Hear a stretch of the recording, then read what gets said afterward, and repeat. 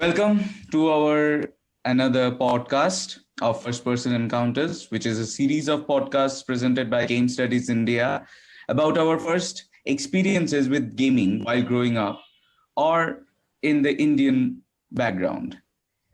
Today we have with us Xenia Zeiler, who is the head of the discipline and tenure track professors of South Asian Studies at the University of Helsinki, Finland. Her research is situated at the intersection of digital media, especially digital humanities, with culture, society, and religion, specifically related to India and the global Indian community. Her research focus are video games and video gaming in India. Uh, that is why we have brought her here to talk with us about her first experiences with video gaming. Welcome, Xenia. Thank you so much for having me. And it's a beautiful idea that you have created both the group, the Game Studies India, and of course also this podcast. It's super interesting.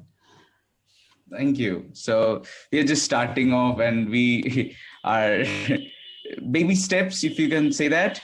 And welcome along with me. There's our co-host Rico. Hello everyone, it's nice to be here. Hello Xenia, nice to meet you. Hello Aritra. Hello. Same here, same here. So Xenia, what was the first game that you played? Let's start with this very direct question. Yeah, let's do that.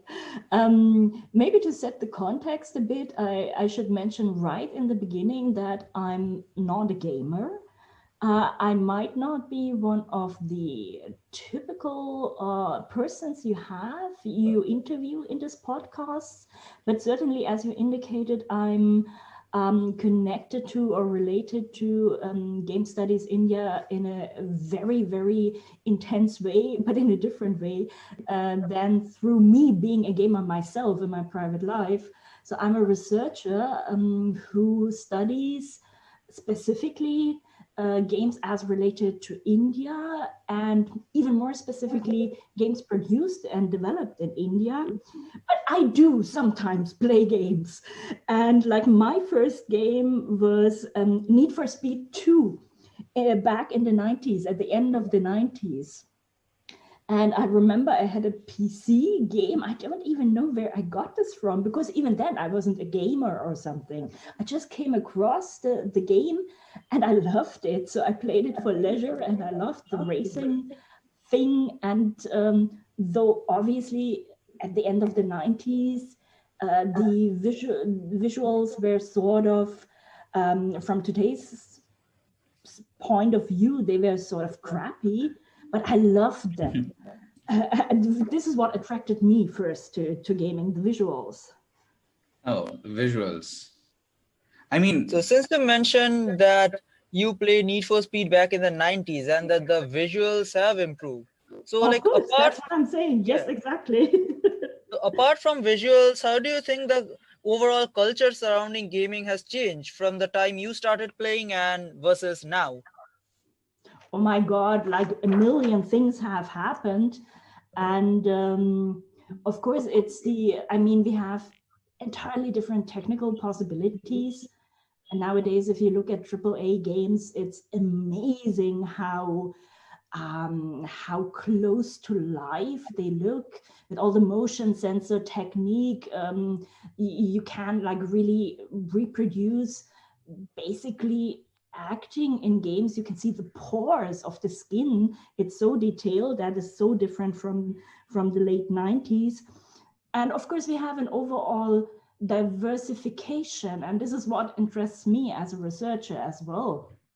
So one of the things is that it's not only a new quantity of games that we have, but we have certainly a new quality.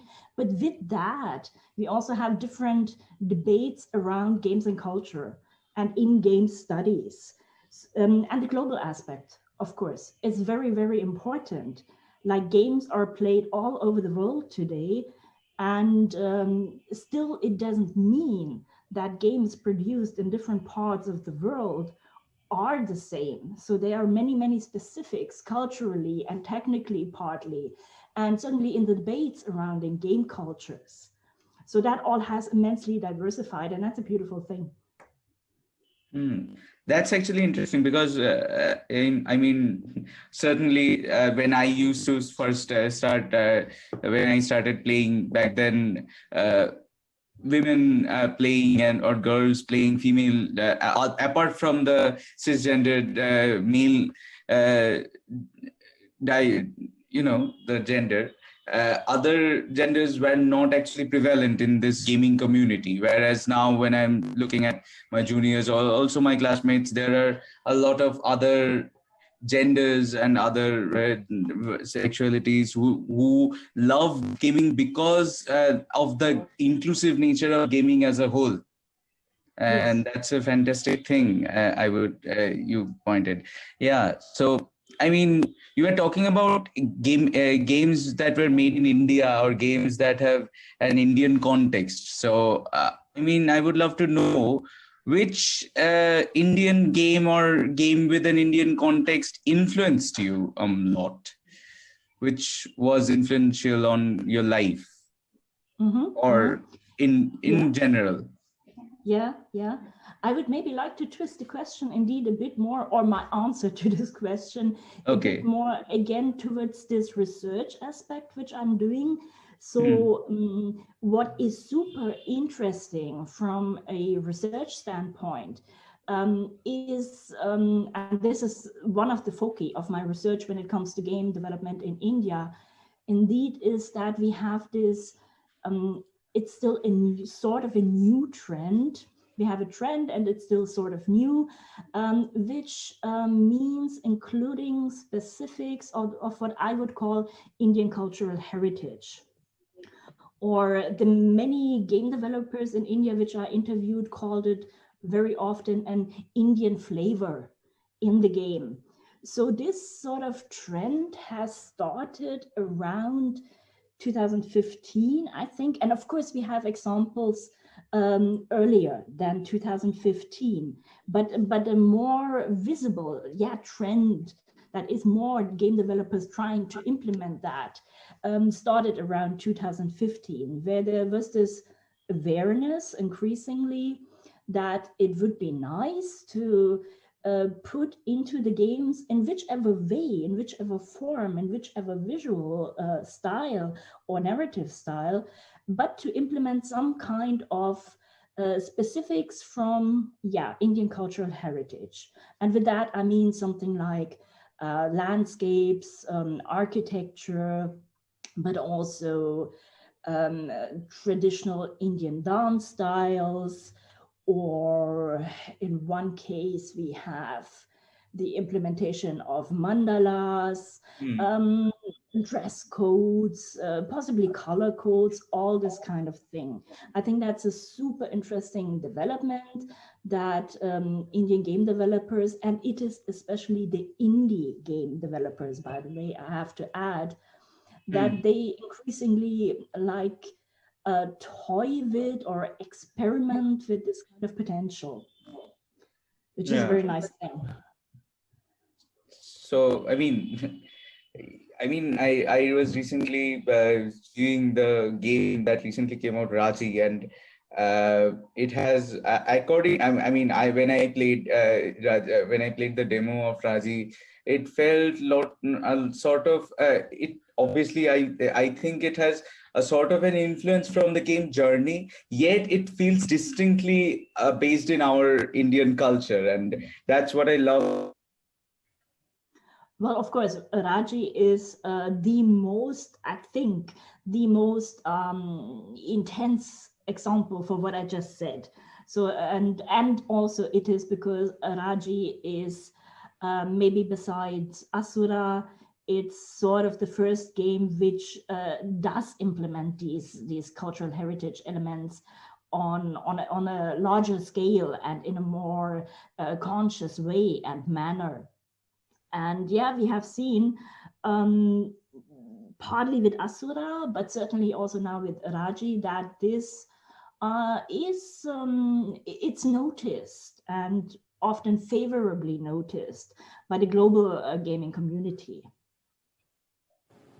Yeah. So I mean, I actually felt this because I mean I have always played games based on Greek mythology, Norse mythology, or even for the matter, Japanese Shinto cultures. But playing Raji felt a lot of a lot closer to heart with me, certainly. But I would like to know, I mean, what actually influenced you towards taking up game studies or gaming in India as your field of interest? I mean, what sparked? Was it some sort of a game or something else that actually sparked this interest in you?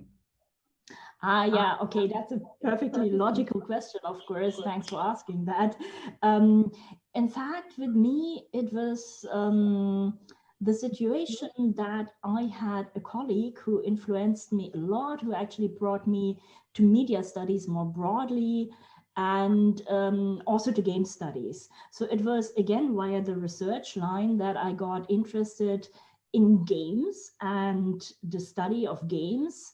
At that time, specifically as related to religion or value systems. So I'm a cultural studies person. I'm interested in what certain media, including games, how they interact with culture and society at large. So yeah, so I started out with getting more involved with the research of games and gaming. And as my background is South Asian studies, you mentioned that in the beginning, in the introduction, it was entirely logical to look deeper into games and gaming in India. And also, additionally, of course, it was my good luck that, yes, we had this diversification of the games produced in India. We had this explosion of the gaming studios, game development companies, and so on from around 2012 or something. And later, and we have very interesting things coming out of India, also many still in the production phase. So if we mention games. Of course, Raji is out now, but we also have other games pending release, so to say. I hope they're coming forward very soon. And one of them is Antariksha Sanchar, which I'm really looking forward to. Let's see what happens with that. But there are other examples as well. So you were talking about, I mean, South Asian studies. I mean, when we are talking about gaming in India, I mean, gaming in India isn't actually that. I mean, when I was growing up, and all these international communities, and gaming in India as a whole, this feels, it's obviously isn't a mainstream culture, I would say. I mean, from my point of view, because it's still sort of a subculture, I think. But It what definitely is in main culture. Yeah, now it's actually gaining this sort of attraction. I mean, Yeah. this is now it's gaining attraction. I would like to know, Xenia, what do you think about how gaming culture has actually evolved in India over the time when you first started your research and now? Yeah, that's also a very interesting question, because of course you're right. And I hinted at that before as well. So there are specifics how not only how games are produced in different regions of the world, but also how gaming culture, yes, is part of the society or not. And in India, I remember myself when I started, and I don't know exactly when that was, but it must have been around, 2000, maybe 12, 13, 14, that I tried to get entry points for my research.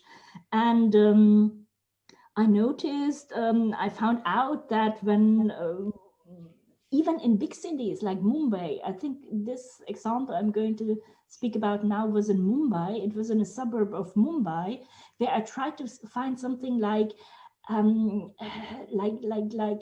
cyber cafes and things like that, which were on vogue at that time in the early 2010s or mid 2010s.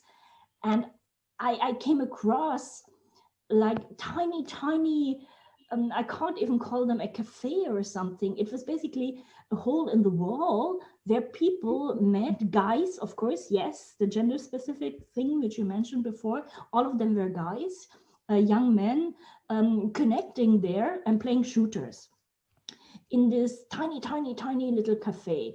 So yes, that was something very different at that time. I think we don't find these things a lot any longer. But it has shifted. I might be wrong, but that is my impression. It has shifted a bit to the private space.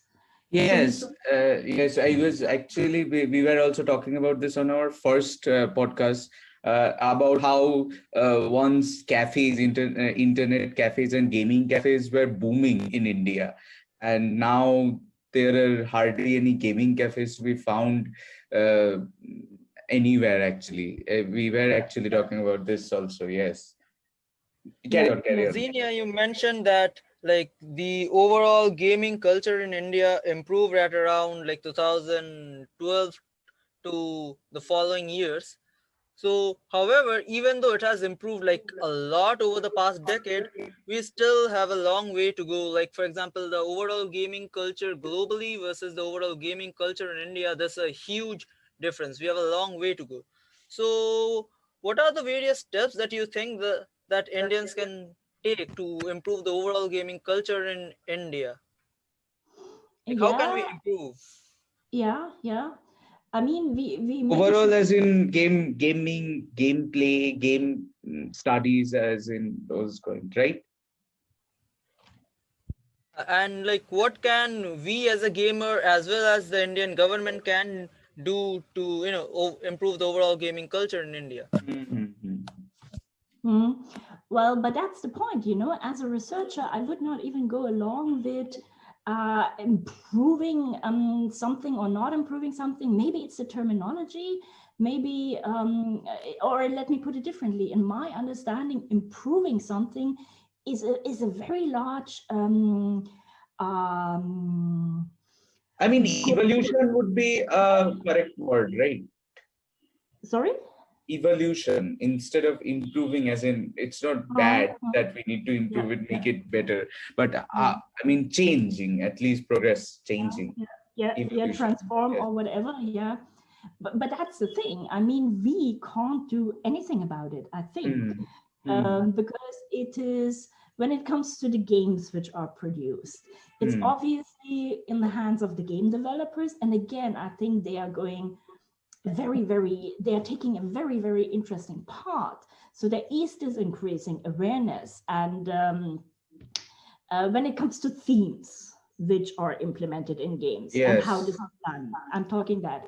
When we are talking more broadly about, and this I think is what you meant, Rico, when we are talking about gaming culture, that is how games are perceived in society, what parents think of allowing their kids to play or not to play, Yes, what exactly. what is, so to Especially say, the parents. cultural acceptance of gaming. That is a very difficult question, I think, which can't really be answered because it depends on so many factors, which might not be influenceable. If that was your question, Rico. But of course, there's another point also, which is specific to India, and other world regions have it too, but India also has that fact. It's a question of affordability, of course. Exactly. Who Yep. who is who has the background, the monetary background, the financial background to actually get involved with games? We also have to look at that. And yes, I am aware that there is a lot of mobile gaming in India going on, that a lot of people play, I don't know, Candy Crush and related stuff, and cricket games on the phone. Um, So yeah, it's changing all the time, but I do not think that we can do, or we should for that matter, do anything to influence that. I mean, I would sort of go through another question. I mean, apart from gaming culture, but I think game studies as a whole in India has a long way to go. I mean, it's not even in its infancy, I think, because Yep, we do not have any formal educational exactly. courses related to game studies right now. For Yes. example, Like none. when we came to university, then I got to know that there exists some sort of this stream study, that game studies, people start analyze games, and not just how to make games, rather analyzing the themes and cultures and whatever we do with literary and cultural theories. So I mean, I would love to know whether you have any insights to give us, whether how what are the first of all the limitations of at present of the game studies in India, and also how, maybe we could improve upon I mean how we could increase the the spread game studies in India as a whole. I would Yes, want to yes, know. yes, I Yes. understand. Okay, that's also a difficult question, but a very interesting one, of course, because yeah, you both are totally right. There, I mean, the academic interest in India, in games as related to Indian culture and society, that has just begun very, very slowly and very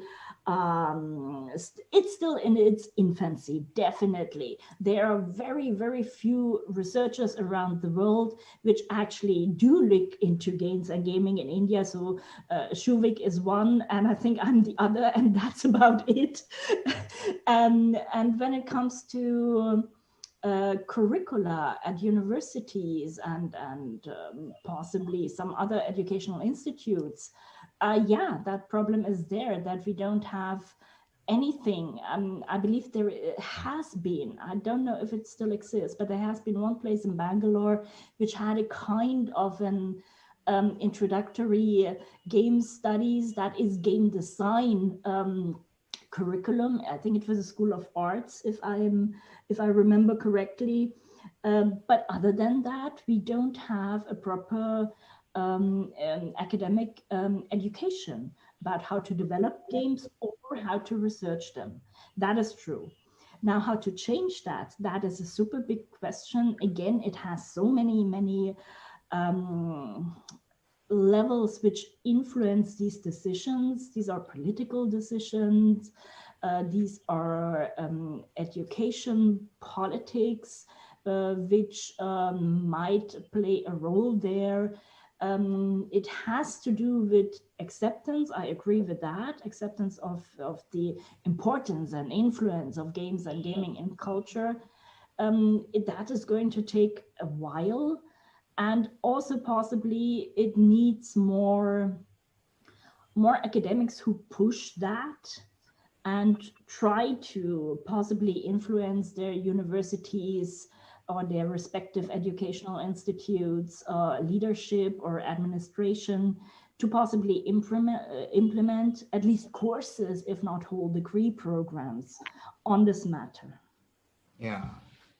Okay, I get it. I mean, now to just make the whole tone a bit lighter. Let me ask you a question that you you say that you are not traditionally, you would not call yourself a gamer, but I hope that you have sort of a favorite genre of gaming, right? Yeah. You must enjoy some sort of a genre, and I mean, why and how? What actually inspires you, or what do you love with genre? Yeah, yeah. So I don't play shooters. I Uh, dislike shooters.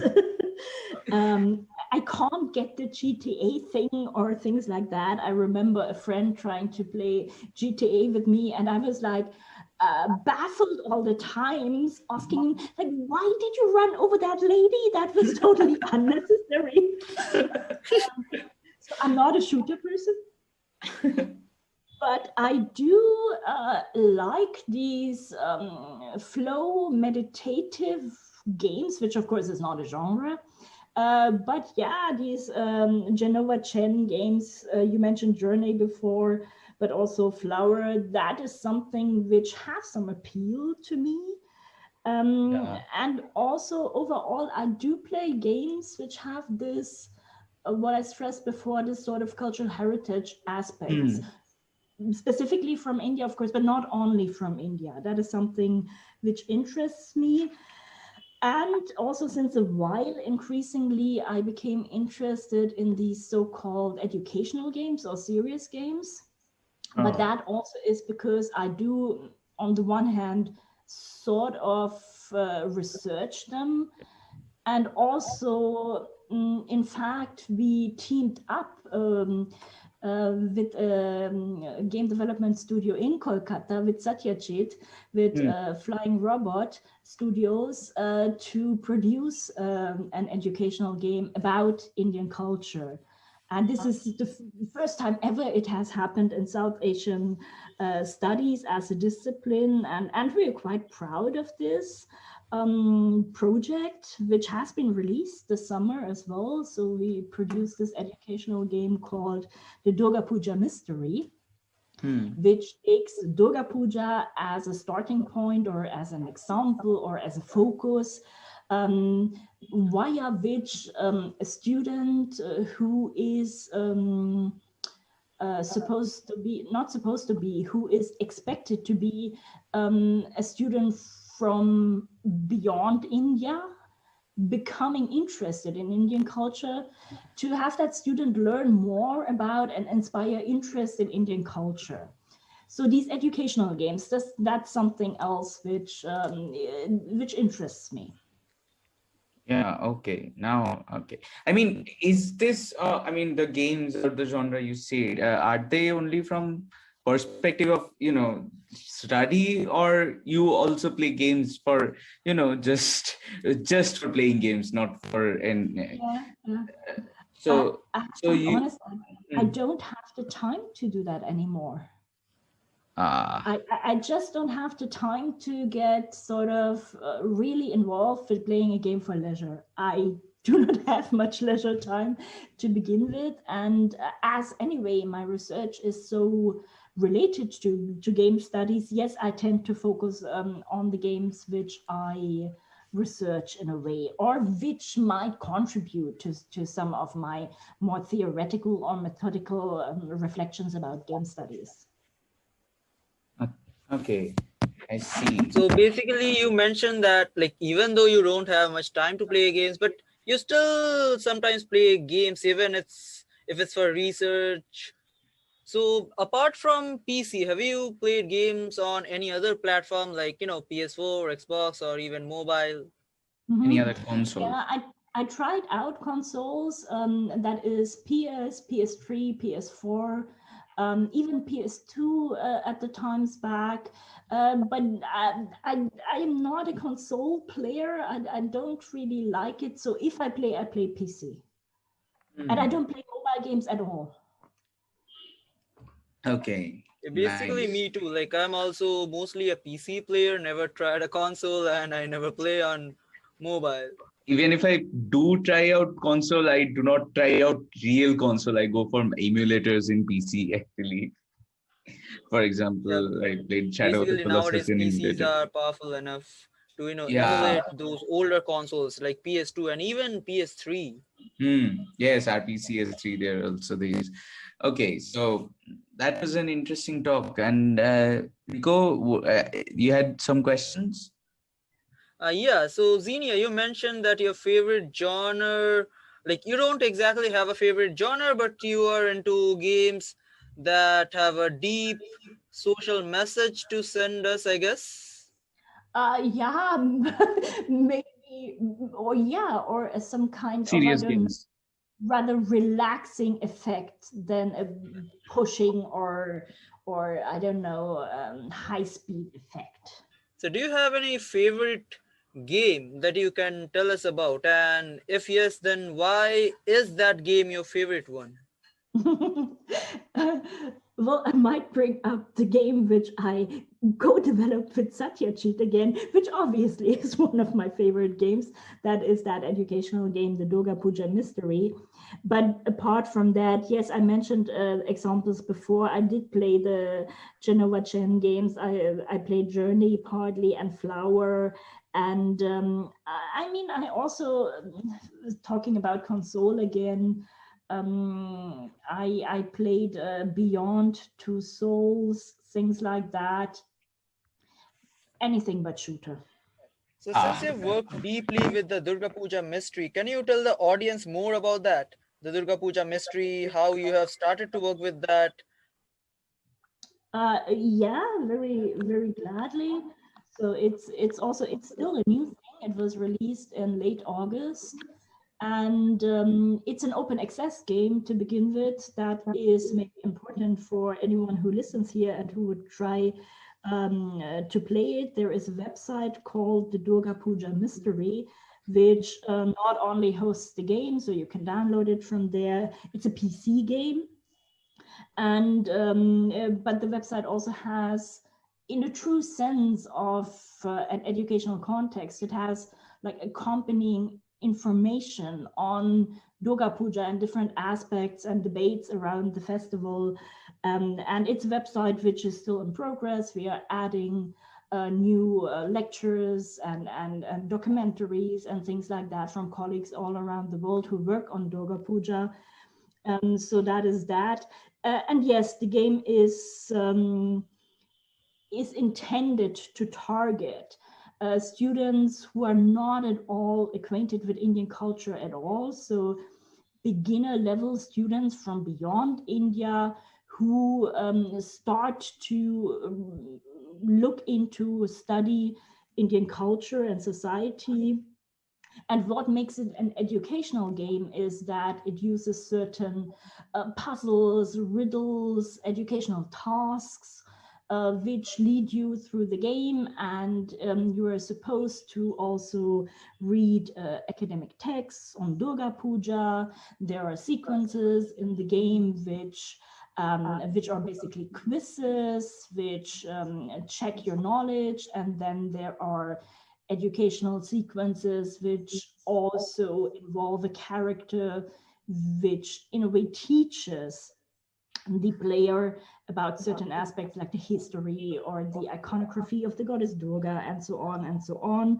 So basically the player plays as a female student or young lady coming to India to visit her Indian friend, and they want to celebrate Durga Puja together in a wonderful mansion, like a heritage mansion outside Kolkata.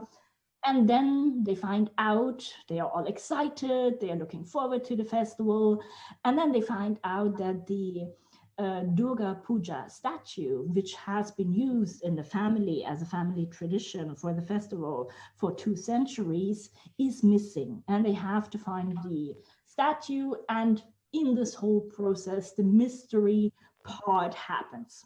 That's the game.